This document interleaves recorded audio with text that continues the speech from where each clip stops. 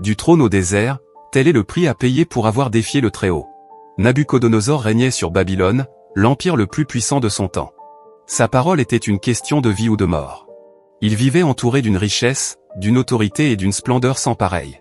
Mais l'orgueil s'insinua peu à peu dans son cœur. Un jour, debout sur le toit de son palais, contemplant la grande ville, il se vanta, « N'est-ce pas Babylone que j'ai bâtie par ma propre puissance, pour ma propre gloire ?» Il oublia une vérité essentielle, toute autorité qu'il détenait venait du ciel.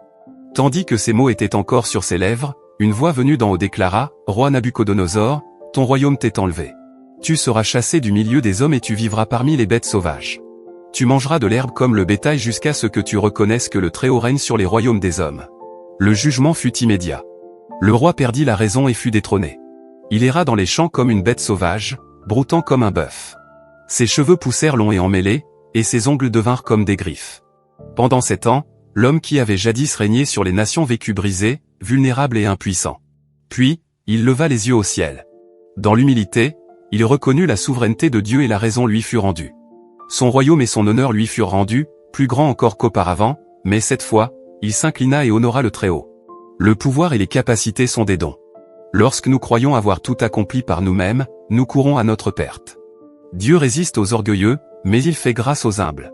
Parfois, il permet que nous soyons humiliés, non pour nous détruire, mais pour nous apprendre à lever les yeux vers lui. Si vous croyez que Dieu règne encore, abonnez-vous et commentez, Dieu règne.